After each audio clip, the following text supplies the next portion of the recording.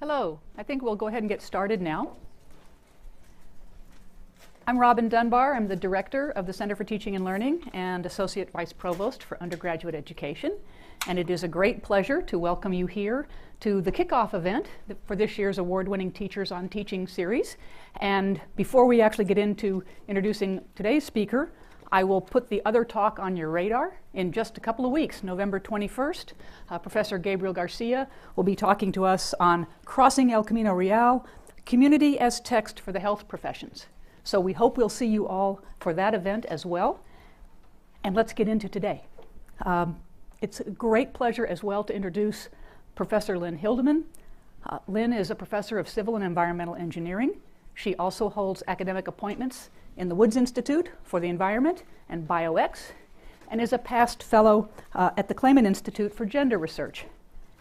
And as diverse as these appointments seem, they are anchored in a long research record in the study of indoor air pollutants and allergens on wide-ranging topics, things like multi-unit homes and secondhand smoke, on literally deadly stoves and the use of stoves in developing countries. But it goes on beyond this. When I looked, and one of the things that really struck me was the remarkable range of questions that Lynn has set to pose and answer over her career, and the wide diversity of journals in which you'll see her work and that of her students published. It ranges from detailed chemistry, and I have to read this one, photocatalytic oxidation of gaseous formaldehyde, to modeling, what are the pathways, what are the concentrations of these pollutants and allergens, and at the complete other end of the spectrum, to policy and social issues. Why don't people who are using deadly stoves and who have affordable alternatives that are healthy, why don't these people change and replace those stoves? So just a huge area span of impact and a prolific research record starting early in her career as a student at Caltech.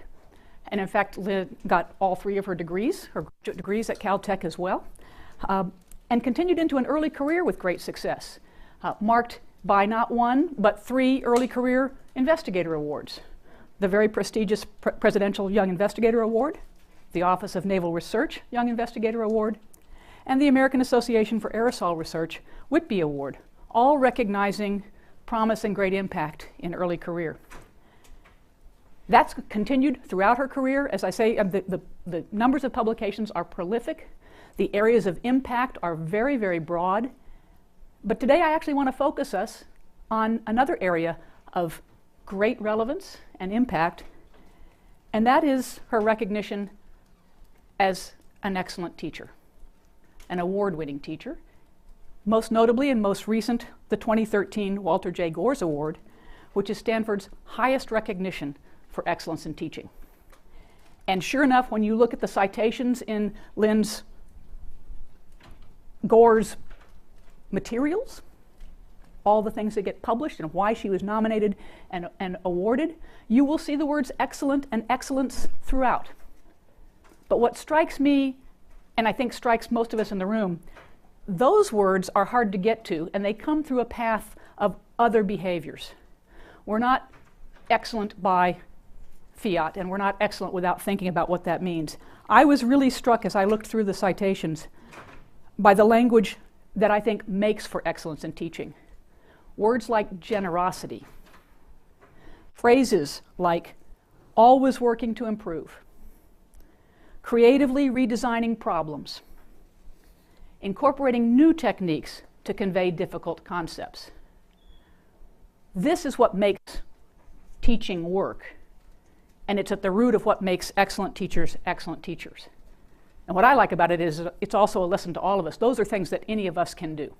We don't have to be born into excellence. Excellence is something that we earn with our thoughtful reflection about what's working in our classes and what could happen better or different.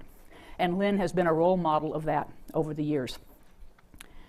I would also like to quote some of the things her students said in the Gores citations. Phrases like, "She set the bar I strive for," "I want to be a teacher like her," that's a great one, and taking her course changed my life. Taking her course changed my life. So let's hear directly from Lynn. Why should these students be in class?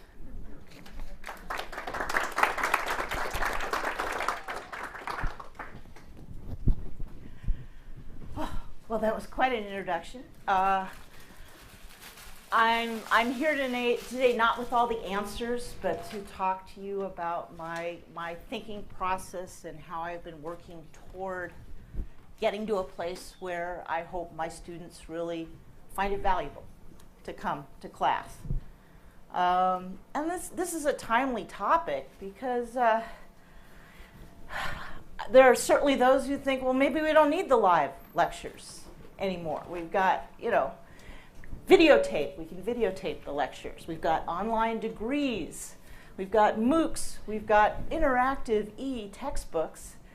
And, a lot of changes over the past few decades. And, it kind of leaves you thinking, well, so what am I doing standing up in front of a group of live people? What can I do that isn't accomplished in these other venues and formats?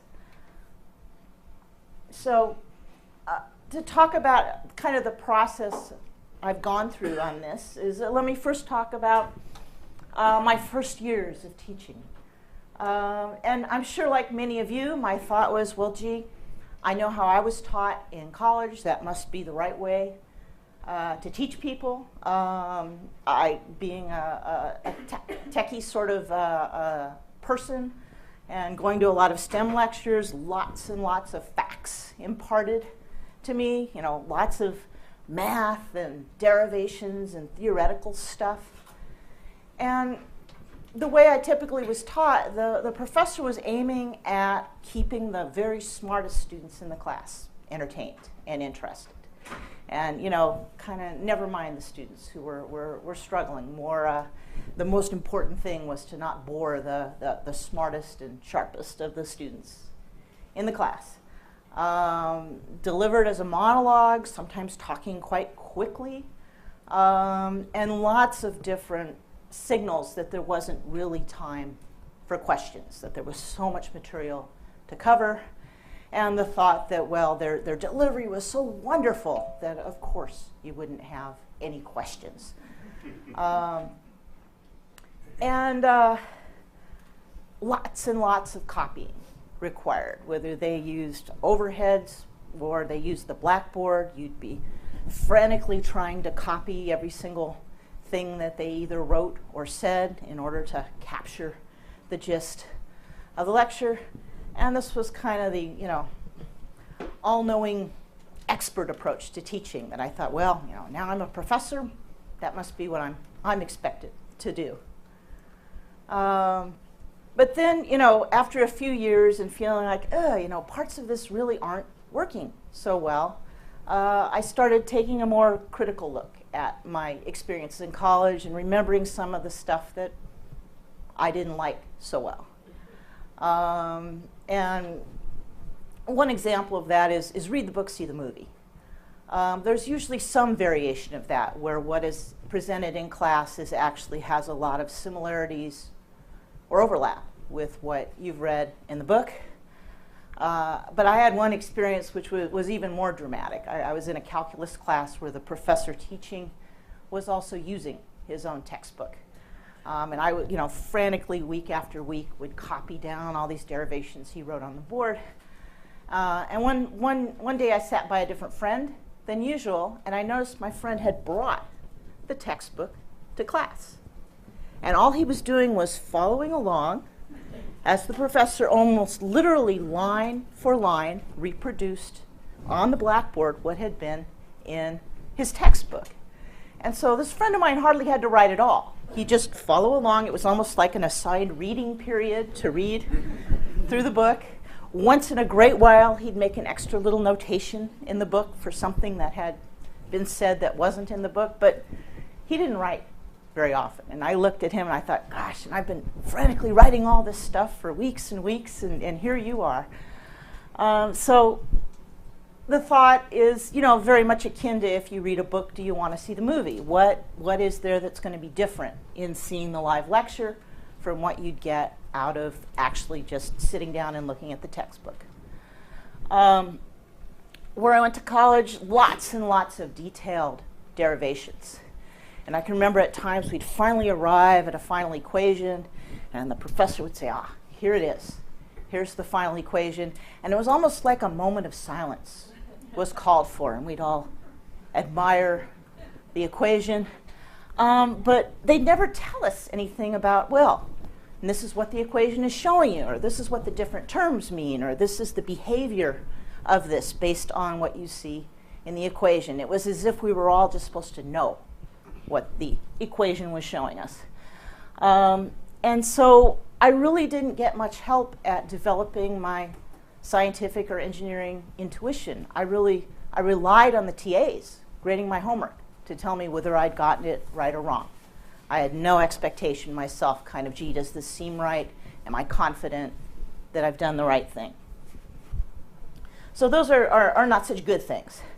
But it gets worse. Many of my professors had a real, almost bothered feeling when they came to class. Oh, I got to go lecture. And they just didn't have much enthusiasm for the teaching process. And that was really apparent in the way that they delivered the material. And even if you were thinking, well, you know, I'm going to ask a question, I really want to get the material, most of them weren't really receptive to that. And there'd be stories flying around, you know, don't ever ask Professor such and such a question. He'll just say, well, that's a waste of my time, I'm not going to answer that. Or that's a trivial question, you should already know that. So, you know, a lot of reasons to be very quiet in class and not draw any attention to yourself. So, in teaching, you know, I started out teaching on the blackboard and writing out all the equations just like I'd been told. And then PowerPoint came along. Wow. It seems so much better than board work, right? You can already have the stuff all typed up. You don't have to write it on the board. You know, it feels more modern to the students. You're really with it. If you've got PowerPoint slides, it can be colored, it can be animated. And so you go from being kind of this knowledgeable person delivering information to someone who maybe is kind of entertaining in the way they've got their PowerPoint going. So you might do something like this. Wow. Really cool, right? And even better, with PowerPoint, you can cover much more material. You don't need to waste time writing. Your students don't need to waste time writing. So you're now entertaining, and you're providing this just fire hose of information every single lecture. And you could have animation again, right? And we're done. We'll go on to the next slide. You got all that? So, you know, it's tough. As a professor, you're like, oh, I need to give them as much information as possible. I need to teach them as much stuff as I can. But you can certainly go overboard. And there are drawbacks to PowerPoint. And one of them is that it can be a very passive experience. If you hand out, as your handouts, reprints of your PowerPoint slides, and the students, you know, are just looking at the PowerPoint slides and looking at your lecture, and there's not much going on to engage the students, it becomes a very passive exercise, very easy for them to start checking their cell phones or taking a nap or things like that. And I feel it can also even more so deter questions from students, because they look and they're like, oh, this is how many PowerPoint slides she has left to get through today. She's kind of running out of time. And they won't ask questions. They want to ask because they know that it's so important to you to get through the material. And so I feel it deters questions from students as well, or it can. And worst of all, you know, they can get the PowerPoint slides afterwards, so why should they come to class? They can look at the PowerPoint slides on their own. They don't need to be sitting in class to look at the PowerPoint slides. And this comes from my son. No matter how glitzy you make your PowerPoint slides and you think, wow, I'm being so entertaining and so with it, you're just not going to be as good as a cat video on YouTube, right? It's just not going to have the same entertainment value. So I think it's not such a good idea to approach teaching from the standpoint of how entertaining can I be for the students, because the vast majority of us are never going to measure up. We're not cut out to be comedians or actors. We're teachers. So why should they come to class? Certainly, there's a fair number of instructors who use PowerPoint that have encountered the problem of fewer and fewer students coming to class. And some of them have come up with clever ideas to make sure those students come to class anyway, requiring homework to be handed in, giving unannounced quizzes that count toward the grade so that the student has to come to each class so that they don't miss a quiz. You can even take attendance and have attendance be part of your grade to kind of force the students to come to class. I don't like that idea so well. I have to admit, for some years I tried a variation of this, which was during the first 3 minutes of class or so, I'd give what I called helpful homework hints, kind of help in getting started on the homework set, and telling them things that either you should get an answer like this, or this is what your first steps should look like, or this is where you should find the information you can do the homework problem on. And it's great to give homework hints in class, but I was always uncomfortable with the thought that I was shoving them to attend and to show up on time by offering these homework hints. So my goal over quite a few years now, as my lectures have evolved, is to try to convince the students that there's some real value to attending the lectures. Now, in doing this, what I did not want to do is throw out everything I'd ever written in the way of a lecture and start completely over. That is so daunting. And hardly any of us have time to do that massive change all at once. And so my thinking process here has been more, how can I gradually change and modify things to work toward this goal rather than trying to leap all at once to it. So I have classes where I teach using the Blackboard, but for a period of time for one of my classes, the class was also being broadcast to Singapore, and so it was essential that I have something very easy to read, like PowerPoint slides, so that it could be seen far away in another country. And so I wrestled with the thought of, can you make PowerPoint slides be less passive, be more of an interactive experience? And my first thought was, well, gee, I'll just give them everything. They don't need to write down anything. They can just listen to my pearls of wisdom about the material, and it's all, spelled out very nicely in the PowerPoint slide. And what I found is this was very sleep-inducing. The students just weren't engaged. They, kind of maybe followed along, maybe not. So then I got this fantastic idea, and I was so sure it was going to work that I had students spend all summer modifying my PowerPoint slides. And what I tried then is, this is what the students would get in their handout. And the thought was that they would have to fill in some material. Sounds great. The problem was the way I showed them what material to hand in, or to fill in, excuse me, was I'd click and some additional text would show up in red. Still seems okay, doesn't it? Click again, more information shows up. I swear to you, no matter how hard I pushed, I would be back at this stage, and I would say, okay, let's talk about what this parameter is influenced by. The first thing you should write down is blah, blah, blah, blah, blah, blah. The second thing is blah, blah, blah. Third thing is blah, blah, blah. No pencil action whatsoever. They were all waiting for the red text to show up. And then they would write madly. And of course, there were a number of them that asked me, oh, hey, can I get the version of the PowerPoint slide that already has everything filled in? So I thought this was a fabulous idea, and it did not work at all. In fact, it slowed things down more, because then when I'd want to go on to the next slide, they're like, no, no, we're not done writing yet, because they wouldn't start writing until the red text would show up. So what I now do for when there's a need to use PowerPoint slides or it's appropriate is this is what I give them. This is all I have on the board. And then what I do is I actually, hang on a second. Oops, wrong one.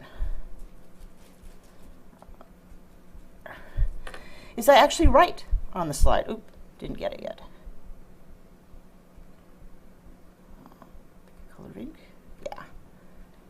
So I will write in class on the slide. And since the screen is up right now, I don't write so well.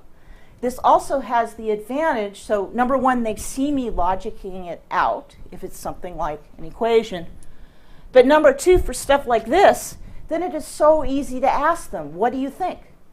What do you think we should list here as factors that could be influential?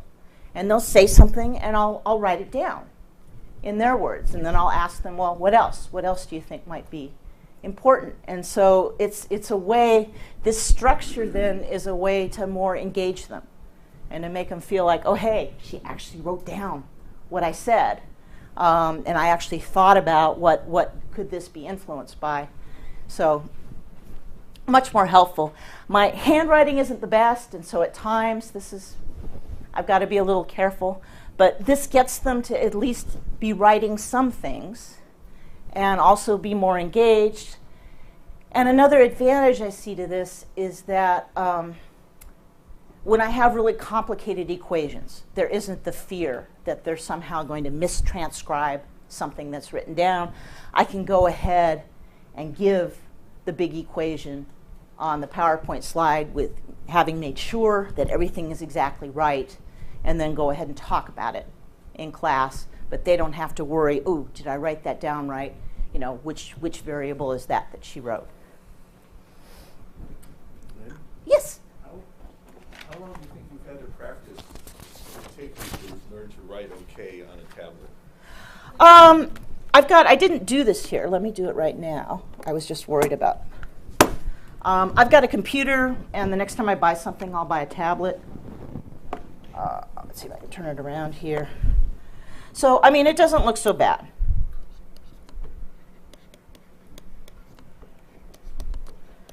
Because the stylus I've got has a fairly thin point. And so it looks pretty good.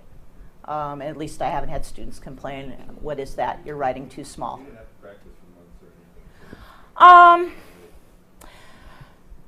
There was a little bit of practice or adjusting with the PowerPoint slides on kind of like, ooh, I didn't leave enough room for how much stuff I wanted to do. I need to leave a space under here if I want to talk about units and have the students logic through what units Flux should have. But yeah, it's fiddling, and after a year or two, it tends to be in pretty good shape. Are there other questions? Oh, sorry. There. Okay, hang on. I may need to turn back around.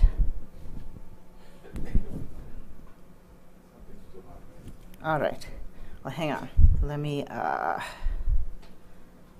end. Keep. Start. Ah, it's gone narrow. I wrecked it. Well, it's still readable. It just isn't as pretty. So anyway, this is my style when I need to use PowerPoint slides to try to have it be a less passive experience for the students. What else do I do? It's kind of a process that where every year I'm trying to do something to both get new ideas on what I might want to try in lecture, and also to try new things in lecture. And some of these, if you're here, you know about CTL, you know about the fact they've got some great teaching workshops, and There are opportunities both there and just meeting your colleagues to talk about different teaching ideas and how things have worked. There's another thing I do that I don't know that CTL has mentioned. For some of the bigger classes, you dress a little scuzzy and you sneak into the back row. And you can see what the lecturing styles are of some of your colleagues. I found this sometimes very helpful and sometimes very depressing. And that's because we all have our different styles. So, for example, I went to see the lecture of one colleague, and it turned out he was just fabulous at telling jokes. Every one of his lectures had, a number of really funny jokes, and he delivered them very well. And I was so depressed because I'm not a joke teller. And I looked and I'm like, oh, I can never do that. I can never manage to tell jokes the way he does. But, still, there are ideas you can steal and things you can see that will influence how you might want to adjust your own teaching. The other thing I found that is really, really helpful is to use my office hours in ways besides just answering straight questions from the students. And so one thing I do is I keep track of what has confused them or what misunderstandings they've had about the material, and that lets me reflect back on, how can I explain this better, or what misconception do I need to directly address in class that the students are having. The other way I like it is you can test some really unconventional approaches. If a student doesn't understand something, you're like, okay, bear with me, I want to try something with you. And you try explaining it in an unconventional way and see whether it clicks or not. And if it clicks, then you're like, maybe I want to try that with the entire class. Maybe that's something that will be memorable or unusual enough that it will really work for them in understanding the material. So where am I right now as of this year? And again, not claiming I'm close to done, but I've got a lot more student participation in my classes, opportunities to engage them. I have probably at least twice a week, I do small group problem solving exercises where you pose something to the students and have them work together in groups of 2, groups of 3, groups or whatever to try to figure out what the answer is or what's going on. What I'd say about the small group problem solving is it takes some work to figure out what type of question is going to be appropriate. You can ask a question that's way too easy, and they all get together and are like, well, yeah, that's the answer, obviously. And then you're not really getting them learning as part of the group discussion. You can also ask questions that are way too hard, where they're just like, I have no idea. Or questions that take way too long to figure out because you only want to devote a minute or two to this group problem-solving exercise. What I'll say to you is stick with it. Keep experimenting, and you'll figure out after a while that there's certain types of questions that work quite well. And it's wonderful for, I'm sure this has never happened to any of you, but to me, you can just feel the whole class is getting sleepier and tireder. Maybe they've just come from someone else's midterm and they're just completely thwacked out already. And you're thinking, God, I got to do something to wake them back up. What am I going to do? A group problem-solving exercise is usually an awesome way to kind of get them re-energized and re-engaged in the material. I spend a lot more of my class time talking about how to interpret equations, how to look at plots and see how they behave, how to intuitively predict what is going to happen or how something is going to happen based on general principles. And again, the thought here is that this is something they couldn't get from a textbook. And so I'm hoping it helps them feel stronger and more comfortable with the material. As I mentioned, I spend a lot of time saying, hey, this is something I found very confusing, or a lot of students have a hard time with this, to kind of alert them that now I'm going to try to help you really get it, really understand what the right way to look at something and how not to be confused about it. And again, this is something that I hope goes beyond what they would get in their textbook.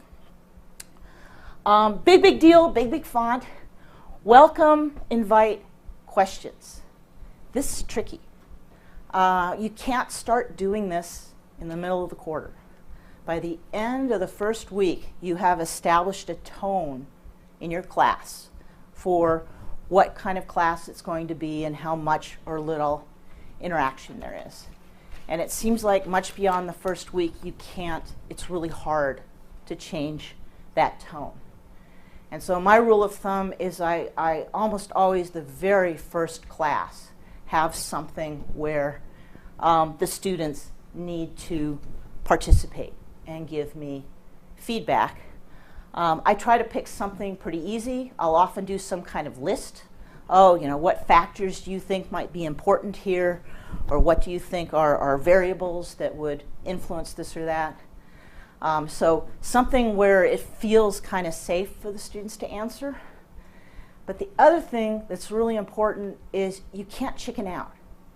You'll be up there and no one's raising their hand. And you so want to be like, oh, okay, well, let me tell you. Let me tell you what you should have listed or what you should have suggested. And if you do that, you've established yourself with the students as someone who asks rhetorical questions, who doesn't really want the students to answer. So you need to wait. A couple times I've even pulled up a chair and sat down and said, well, I'll wait for you. More often, if I can't get them to volunteer individually, I'm like, okay, you know, I'm going to put you into groups of 3 or 4. Each group has to come up with one thing to put on the list. But it's a tone you establish. And the reason I know it doesn't work well beyond the first week is when you're at a really important conference to go to. That was the first week of the quarter, so I had a substitute lecture, and then I came in the second week trying to get the class dynamic more the way I wanted. And it was an utter failure. I could just never get those students after the first week to be more engaged with me. I'm wondering if maybe they were a little pissed at me for having not been with them the first week. I don't know about that, but it's emphasized to me the importance of being there the very first lecture and setting your own tone for how you want the class dynamic to be. I'm a big believer in unconventional or memorable explanations. And the way I came to realize how valuable this was is I take my advisees to lunch at the faculty club once or twice a year. And one year I'd taken a bunch of advisees and they spotted Reggie Mitchell across the room, who teaches thermodynamics.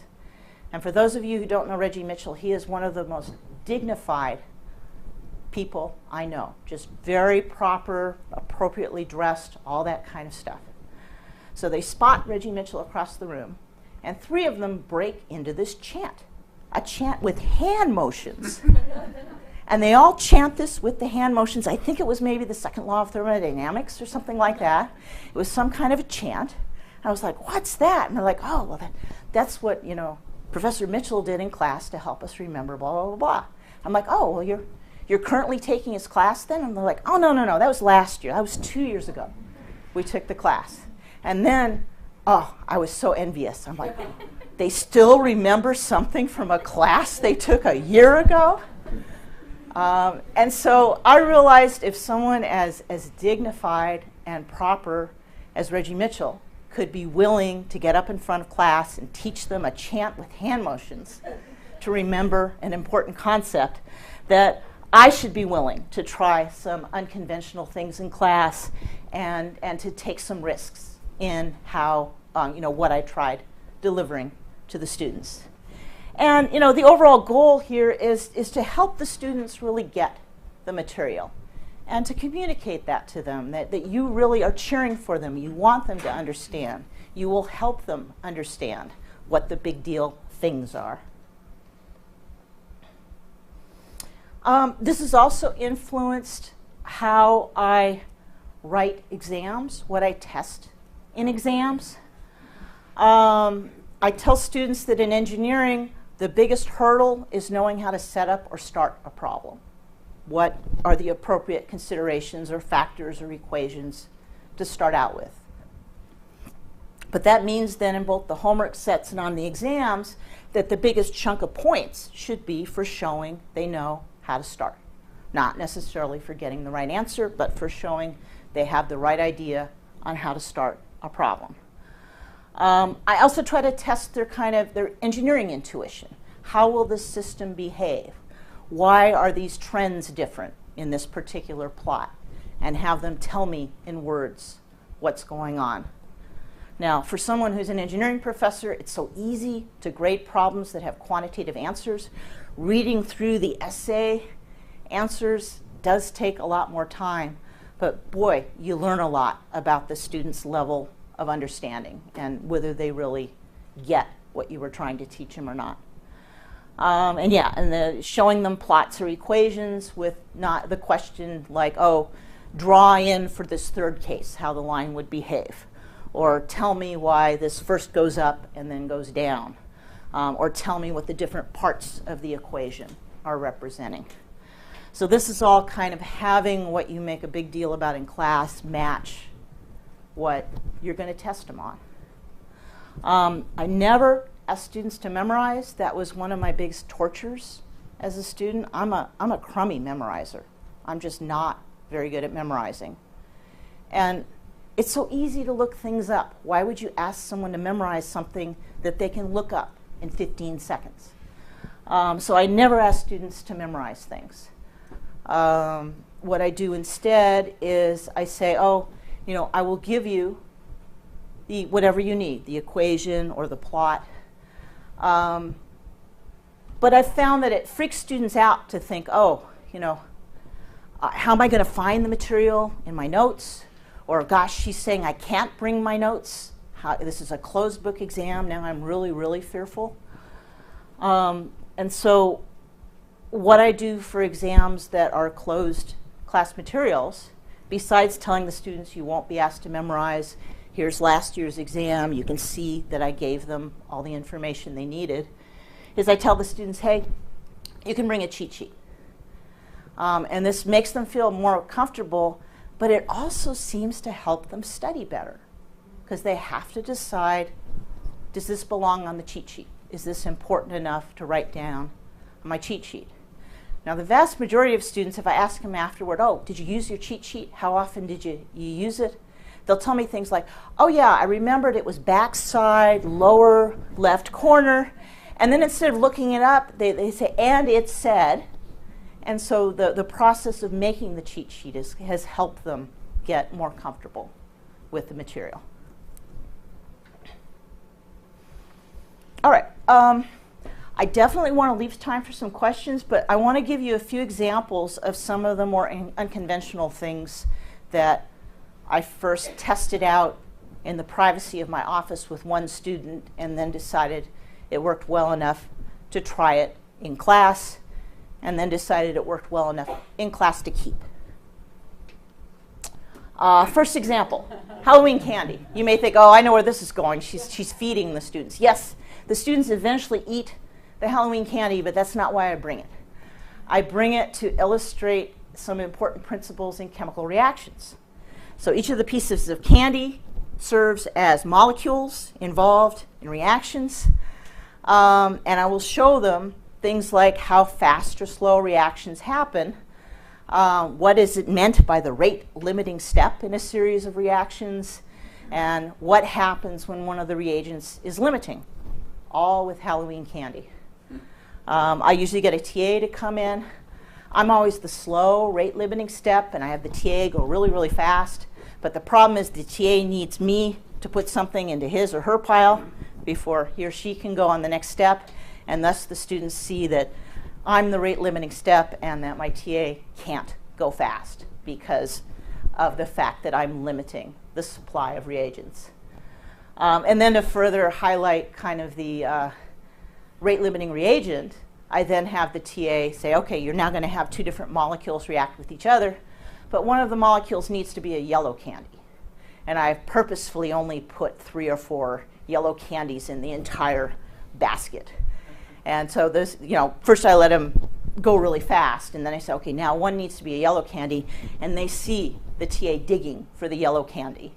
And then they realize that kind of like, oh, it doesn't matter how fast the reaction could go if you're limited by one reagent. So that's a weird thing I do with Halloween candy that seems to be very memorable and helps students really get some of these important principles in chemical reactions. What else? The truck versus the bee. I teach about airborne particles. And the way the particles interact with the air, the fluid they're in, depends a great deal on whether they're larger or smaller size particles.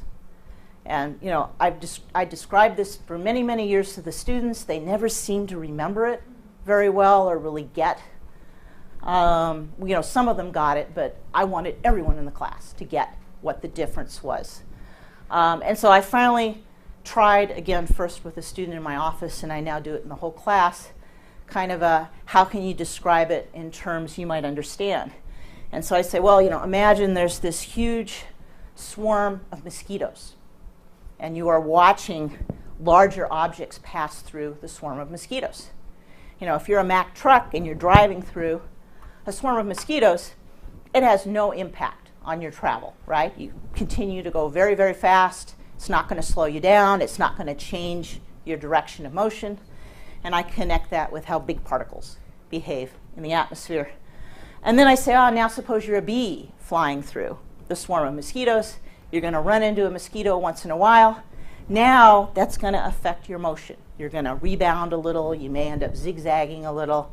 And then I connect that with how it's much more like how a very small particle interacts with air as a fluid.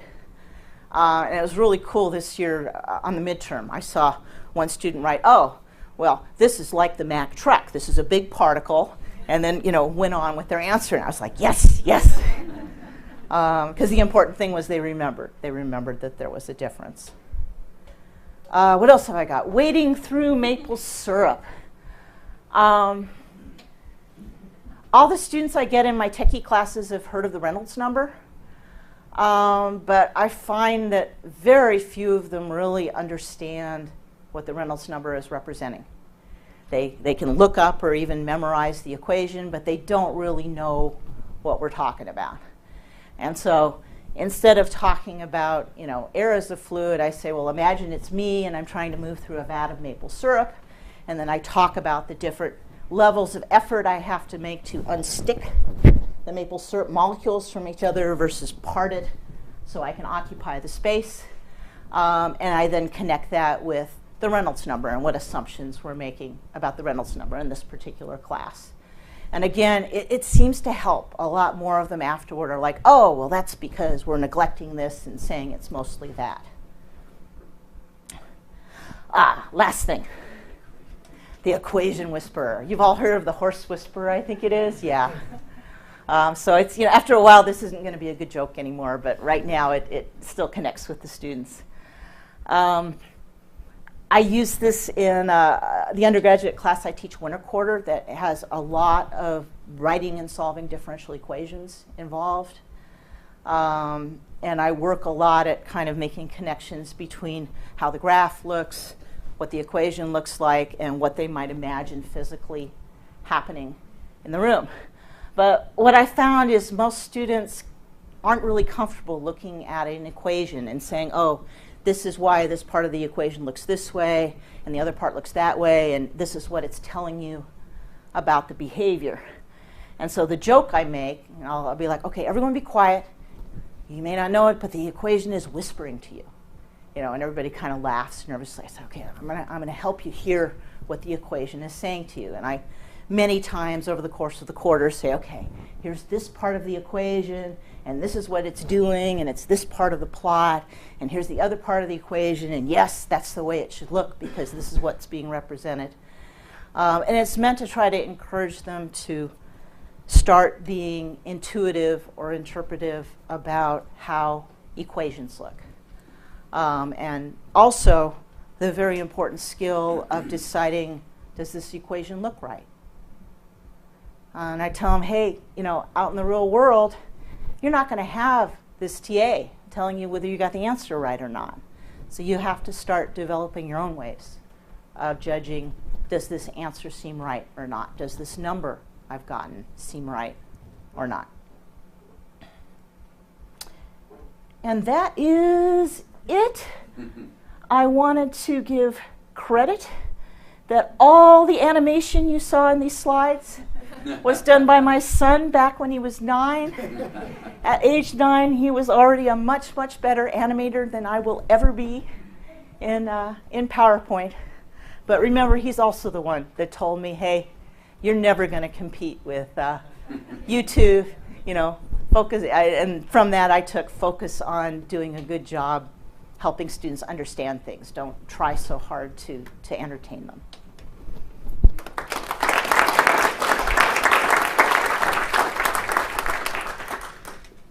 So we definitely have time for some questions. Yes? What do you do about the quiet students, the people who come from background where you don't raise your hand, you don't participate in discussions? How do you encourage them to get them into it? The only way I've found to do that, because you know it's cultural, right? Yeah. Some of it, and yeah, if you're naturally shy, you and I can't talk them out of that. I do that in groups, and I do it by at times assigning a spokesperson. And the way I assign a spokesperson, I don't say, oh, pick the quietest person in your group, and that's going to be the spokesperson. You know, I do silly things like, you know, okay, whose ever birthday was the closest to today is going to do it. Whichever person in your group is the shortest, that person is going to do it. Whichever person's home is the farthest away from Stanford or the closest to Stanford is going to do it. And, you know, I try to think of kind of a variety of things. And my hope is by randomness that sometimes the spokesperson becomes that really quiet person, and that they also need to learn how to express what their group found.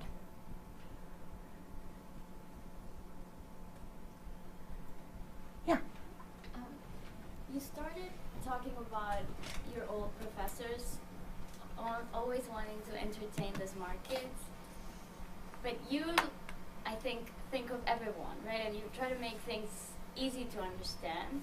Have you ever had complaints from the smart kids saying it's too easy? No. I mean, it's once in a while, I mean, you can usually tell who the smart kids are after a while. And, you know, if they express any kind of, oh, that's not such a good assumption, aren't you missing this or that? You know, I'll either chat with them after class, or if they come in office hours, I'll layer on a little extra kind of, oh, you may realize that this is only an appropriate assumption in this case, and we're kind of glossing over what happens in these other cases. Let me tell you a little more about it. So no, I haven't had that. And in my undergrad class, which is definitely aimed at undergrads, I get quite a few graduate students taking it. So you'd think among them might be some complainers. But you know, the other thing to tell you, you're never going to make all the students happy. So don't have your heart broken because one student is saying to you, "Oh, this is so easy. Why aren't you giving me more depth or more substance?" You're really you're aiming for trying to benefit a whole bunch of the students, but you're never going to keep them all 100% happy. Yeah, Michelle. A lot of what you've been talking about are issues that come up for faculty as they think about massive open online courses or flipped classrooms. Definitely, if they're having students watch lectures online outside of class, then it raises the question of what to do in class. Mm-hmm. So I'm curious, it sounds like you've already done a lot of the thinking that would allow you to flip successfully. Are you tempted to do that? I hate being videotaped, so that's a big hurdle. And I have concerns that, well, I could videotape parts of my class and have them be useful for a few years, but there's other parts of the class that change every year, so it would end up having to be an annual set of videotaping to really be useful. But yes, I've thought about it, and I've hesitated at the amount of videotaping involved. And yeah, I just, videotaping, I don't know if any of you have ever heard this, but when the students watch the videotape, if they want, they can watch it at, I think it's 1.3 times. And you know, and apparently almost all of them do. They're like, speed it up, get through it more quickly. And you know, perhaps that's a reflection that when we lecture a bit slowly. I don't know if that's the case or not, but I worry about how much they're truly capturing when they're going at 1.3 times and maybe watching 2 or 3 weeks worth of lectures in one sitting at times. I think there's some challenges in flipping a class, definitely. But yeah, I'm thinking about it, Michelle. Yeah. Actually, in a similar vein, if you were to think about your ideal classroom setting, you know, no cost issues involved, what piece of technology or change or whatever would you ideally like to have? You know, like every wall being a screen, you know, what kind of things? I think of a couple things. I've never used clickers, but I've thought about if I ever used clickers, it wouldn't be for their design purpose as much as asking people to click whenever they're the least bit confused by something to kind of get immediate feedback on that. For students who are undergrads, it's a piece of cake. You can tell the boredom or loss on their face right away. But what I find by the time students are graduate students, they've got a better poker face, most of them, and you're not getting the same level of feedback on kind of, is this making total sense, or are you now completely lost? So that's one thought that comes to mind. I do think there's great value to working examples, you know, in class as well as on homework sets. And I know there's classes at Stanford who have tried this thought of having groups of students work on solving problems together. I think for that there's some bumps to be ironed out in terms of kind of figuring out, do they even know how to start? Are they heading off on the wrong path? How quickly can you notice whether they're doing the appropriate steps and gaining the appropriate understanding or not? So yeah, that can be tricky. Students get lost at all different kinds of levels. Yeah? I like your truck and bee. You like my truck and bee, okay. The eliciting the students to imagine, like you're trying to improve their intuition about these foods, is the basic, you know, effect of a story. So you can tell a story about, we didn't used to realize the size of the bar. You know, you can do it by telling the history of your discipline. Or you can make more elaborate, with more concrete details, metaphors, right? Which is basically what the truck and the bee are. Yeah. I'm wondering what role, because writing is a way of slowing down the reception. Yeah. Or even doing group work. And 2 times or 1.3 is a way of speeding it up. Like, how would Yeah. you slow it down productively so by the time the students are trying to answer a question on the screen, they've already molded enough that they've imagined possible answers? That can be tricky. In one class, I did it accidentally one time. And that was that I had handed out a homework set that was very open-ended.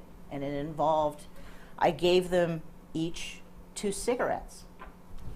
Charged the department class money for purchasing the packs of cigarettes.